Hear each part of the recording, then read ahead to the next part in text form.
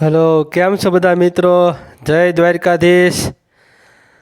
આજે આપણે જઈ રહ્યા છીએ ઋષિકેશ. ત્યાંથી આપણે ગાડી લઈ લીધી છે. હમણાં ગાડી આવતી છે. પછી ગાડીમાં બેસીને હું તમને સુંદર રિવર રાફ્ટિંગનો નજારો દેખાડીશ. એ શું ગાઢ જંગલ અને એને વચ્ચેથી પસાર થવાનો નજારો હું તમને દેખાડું. ચલો હવે આપણે ગાડીમાં બેસી જઈએ, આગળ વિડીયો ચાલુ કરી દઈએ. જો હવે આ ગાડી આપણી ચાલુ થઈ ગઈ છે અને જો આ બધા ગંગા નદી દેખાય છે, એમાં બધા રિવર રાફ્ટિંગ કરતા હોય છે. શું નજારો હોય છે એમાં! એકદમ ક્લીન પાણી અને બધા રિવર રાફ્ટિંગ બોટમાં કરતા હોય માણસો. હું તમને દેખાડું.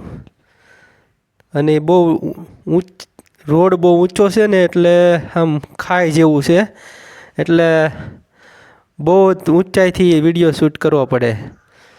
જો આપણી ગાડી ડ્રાઈવર ભૂલે ચૂકે તે ચૂક્યા અને તો અંદર સીધા ખાઈમાં. બહુ ઊંચું જંગલ છે. જો આ જેમ જેમ ગાડી આગળ વધે છેક લગીને ગંગા નદી દેખાયો. એમાં માણસો બધા રિવર રાફ્ટિંગ કરે. શું નજારો છે સુંદર! જો આ બધું ગાઢ જંગલ છે, ખીણ. ત્યાંથી આ ગાડી નીચે જાય એટલે બધા કોઈના હાડકા હાજર ન આવે હાથમાં.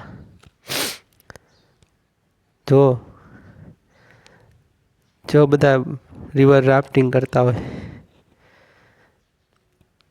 જો હવે આ મસ્ત વ્યૂ આવ્યો. અહીંથી મસ્ત દેખાય છે. જો બધે ઓલી હોડિયું આવે અંદર રિવર રાફ્ટિંગ વાળાની. કોક તો ઊંધા હોત પડી જાય હોડિયું.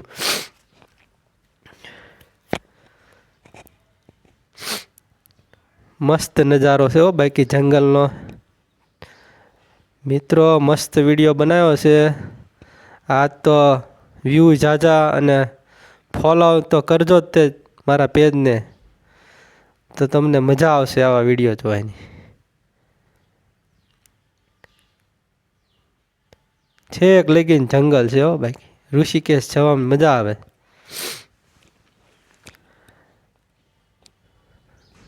સરસ મજાના વ્યૂ આવે. મિત્રો, મારા પેજને ફોલો કરવાનું ભૂલતા નહીં હો. આવા નવા બ્લોગ બનાવવાના છે આપણે. તો વિડીયોને શેર કરજો. ફેસબુક પેજને ફોલો કરજો. કેવો લાગ્યો વિડીયો કોમેન્ટ કરજો. આપણે આવા જ વિડીયો બનાવવાના છે.